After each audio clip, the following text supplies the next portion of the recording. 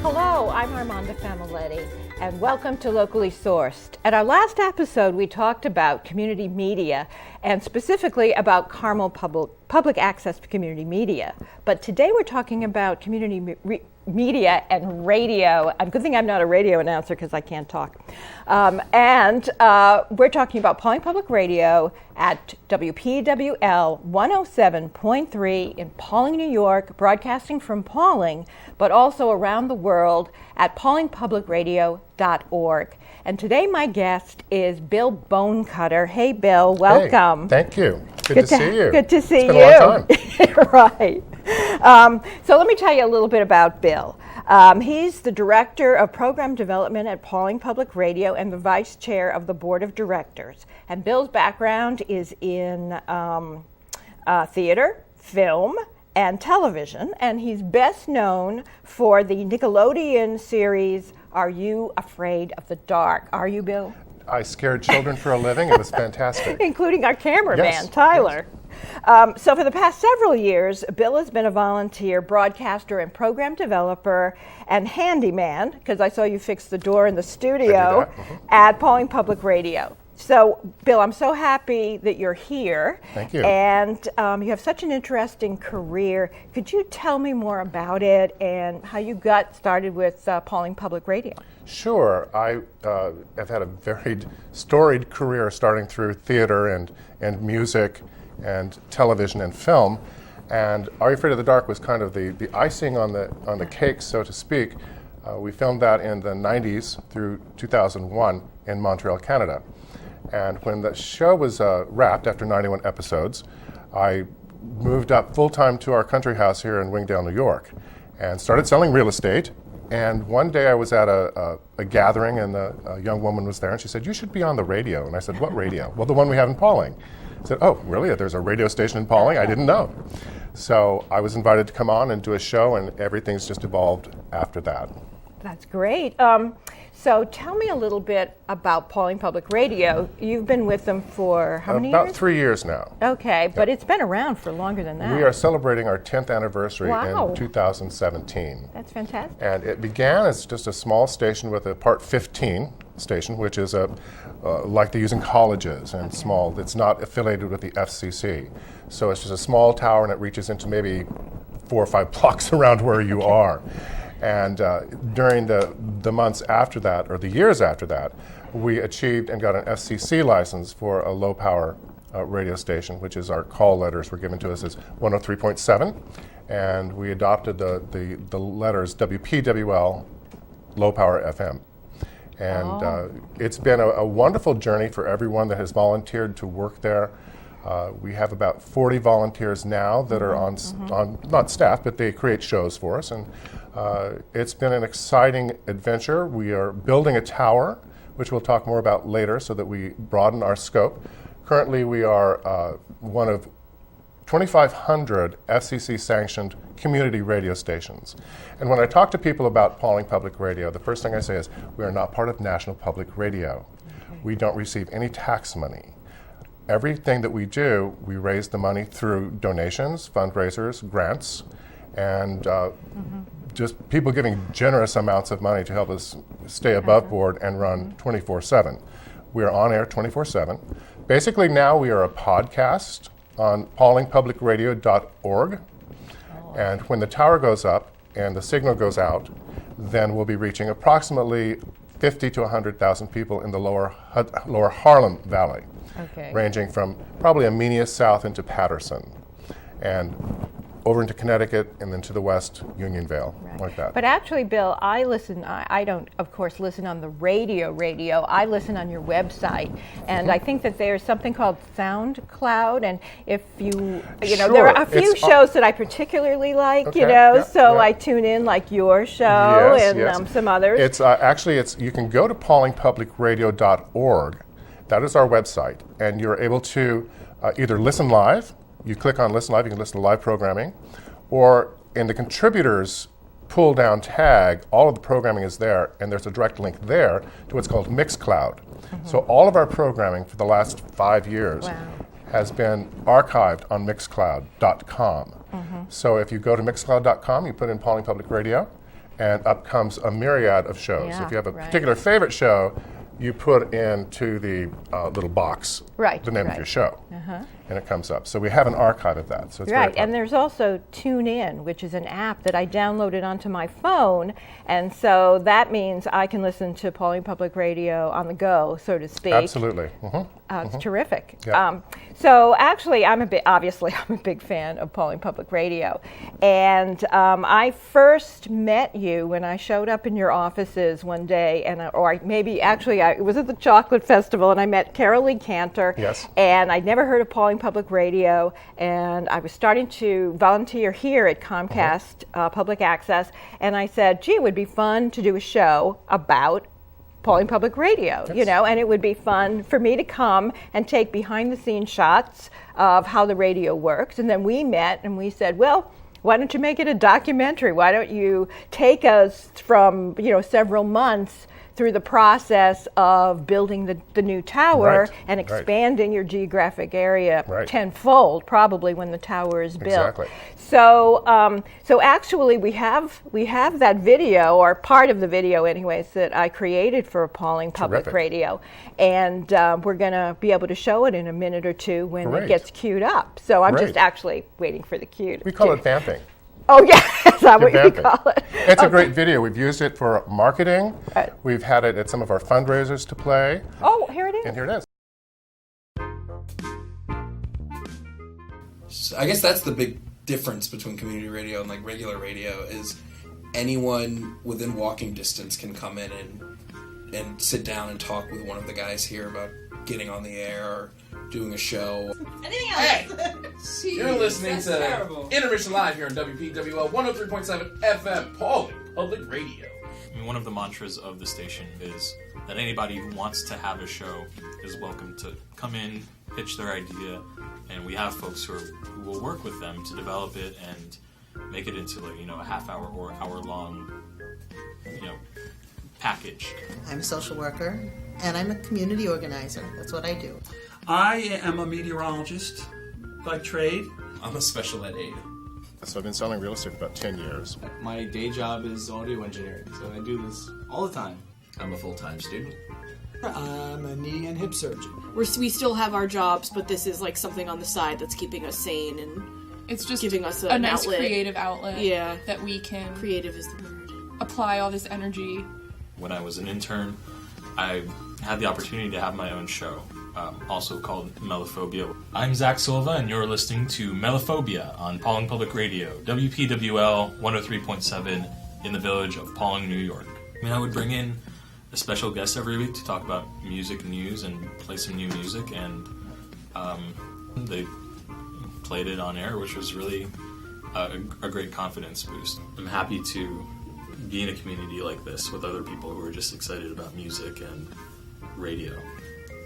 I love radio. I had a college radio station. I love music. So it's kind of like a perfect fit, like a hobby for me. To get to, this show, I get to come in and I get to play my records. Good evening. Here we are. This is Vinyl and New Arrivals. And of course, we are streaming live to wherever you might be on PawlingPublicRadio.org. We have a motto. It's called Building Community One Voice at a Time. We're a community of folks that have the opportunity to express ourselves in a manner which is, in my mind, it's romantic. It's very, very fun to do. It's very easy to do. We bring a lot of people into the studio that have never done it before. At least 85% of them get it right away. The rest of them will nurse and nurture and build up until they're really ready for their program. So just a few brief comments before you go in for your second recording of your second show. Cool. Today you're going to do 2 shows, correct? Yes. Perfect. We'll have notes while we're going. Yeah. You have to keep in mind your audience. Yeah. You have to. And that will, as I said last week, that will all evolve as you get more used to doing this. Mm-hmm. Yeah. And the questions you ask each other. Yeah. I also asked Mike Berquist to talk to you about structure somewhat, or to remind you about structuring your show. Yeah. So that there is kind of a point to each segment that you're talking about. And your transition from your conversation into the music, you're prepared for that today. Yeah. How that would work. And just remember to watch the clock. Yeah. Yeah. It's nice to have something to focus our energy on and a project to work on together. And we're really excited to see kind of where everything's going to go. The Final Girls. The Final GRRRLZ. You are going to play the music, though, because she's going to talk over it, or just start the intro? And the reason I'm requesting this is because I think as an actor, it's a little jarring with nothing. With nothing. You'll be able to get the pacing right. Yeah, and all pictures that. and If you videos. You can do But whatever. you're familiar with Like, it. there's no specific time I want. Are you two ready to do a show? Yeah. Yeah. Okay. Mike will cue you. He's your director now.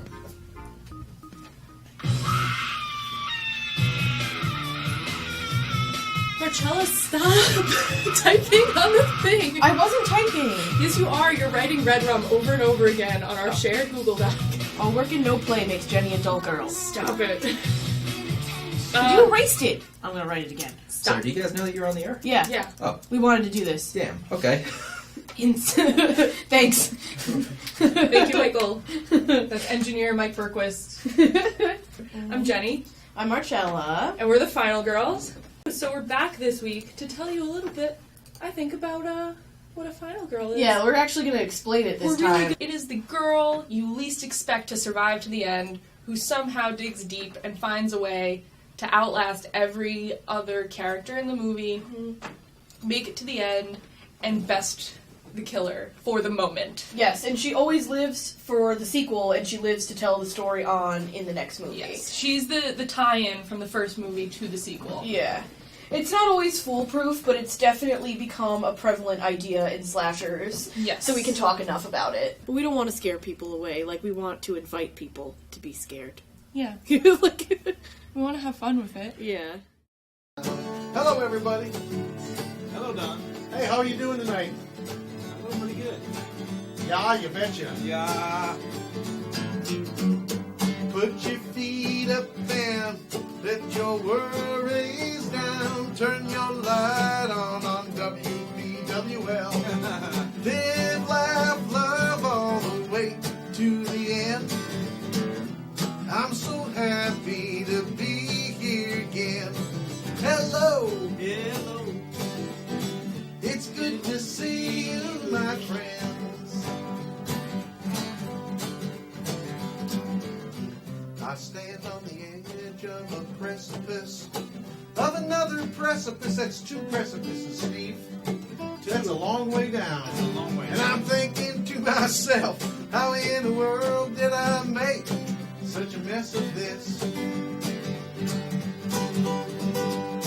So I drive to the corner of happiness and fun, right at the crosswalk of ecstasy and love. That's a beautiful thing. It's a beautiful thing. Yes, it is.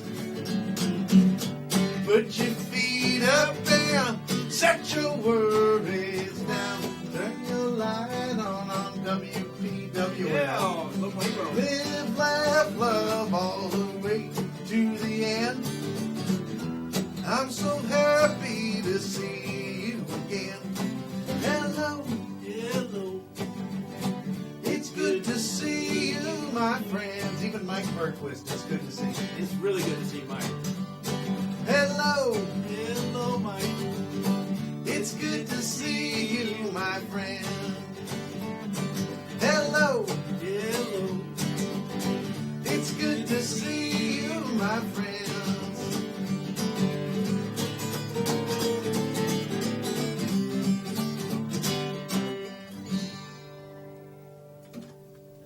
Did we get it? That is a diverse bunch of people working over there, volunteering for Pawling Public Radio, and all different kinds of programming. Absolutely, and thank you again for putting together that video for us. It really does show, my pleasure. As volunteers, and one of our mottos at Pawling Public Radio is building community one voice at a time. And we do that through bringing all of these diverse people into the station and building programming for them so that they can contribute in that way. We call them contributors or show hosts. And one of the things that is a requirement from the FCC is we have to have a minimum of 4 hours live programming aired 7 days a week. Live. Okay. Live programming. And when I joined the station 3 years ago, we had 1 hour. So It's been really a pleasure for me and a joy to build the programming that we have built over the last 3 years. And it's one of the main things that I did and encouraged the board at the time was we need to bring the millennial people, young people, into the station. The future of radio is them. It's not us that grew up with it. And amazingly, we have such a broad scope of these wonderful, you saw them on the video, the two young girls that do the Final Girls. They like to tell scary tales. And I brought my cheat sheet here because I won't remember everything, but my gosh, on Sunday, is generally our millennial block. It's one of our favorite blocks that most of the people love to listen to. And it starts with The Fringe. We had The Vidiots, which was a video game show, The Nerd Vault, which is comic books, and then, of course, The Final Girls, which is scary movies. But we also have some really interesting new programming. We have a wonderful woman whose name is Jackie Roach, and she books music acts. So she has a live show on every week, and she brings in wonderful bands and musicians that we just play right there live. Once a month, as a fundraiser, she has a show live in the studio and with an audience. So we bring in a live audience. It's a little fundraiser. It's $10 to get in. It's going to be tonight. We have our, October one, and I wish I knew the names of the bands that were coming in, I'd tell you. But more than one band comes in. That's great. She does three. She does 3 bands come in. It's 2 hours. Oh, look, there's 2 hours. monitor. There you go. That is one of our... And there's Jackie. She's on the far Yeah, that's right. Jackie. That is one of our dues on Friday nights once a month. And she is one of our new programming developed people, and she's fantastic. We have Squeeze Play. It's a new show about sports, and this gentleman came in, Tim McSpeeden. And Tim is in his early 80s, and he says, I want to do a show on the radio. I said, well, that's fine. What do you know? And he says, well, sports. And I said, you know what, Tim? If you can find a woman to be your co-host, you've got a show. So he's a character. So he found his niece, Louise Decker, who's from Mahopac, and they do a show every week, and it is wildly successful, just wildly, wildly successful. And who are these two?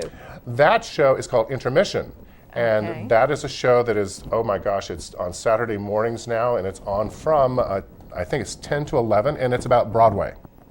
It's about theater. They play music, they talk about what's on Broadway now, what they like to see, what they like to hear. And again, this is the young people, so they're playing all of the new musicals. I grew up, of course, with Rodgers and Hammerstein. Rodgers and Hart. Nothing wrong with them. That's a new view, but so much new programming. We have a community focus, which is all about the community, and that's hosted by Carol Lee Cantor, who's a board member. And so she brings wonderful people in, and they talk about things that go on in the community. We have a community calendar on our website. Again, it's PWL, Pawling Public Radio. Our website is pawlingpublicradio.org, and we have a community calendar there because the reason that our radio station started is the newspapers went away. Wow. Okay. So this group got together. They wanted to have some sort of information. Right, the local newspapers. The local so you need news. local. That was really information. the germ, yeah. Right, yeah. And so that follows through with Carol Lee Cantor's shows on Community Focus. So many more. We have a new show called Accidental Locavore. Her name is Accidental Locavore, and her name is Ann Maxfield, and she comes from Salt Point, and she's all about the foodies. Okay. Restaurants, local stuff, and she has a huge blog out there. She comes very credentialed.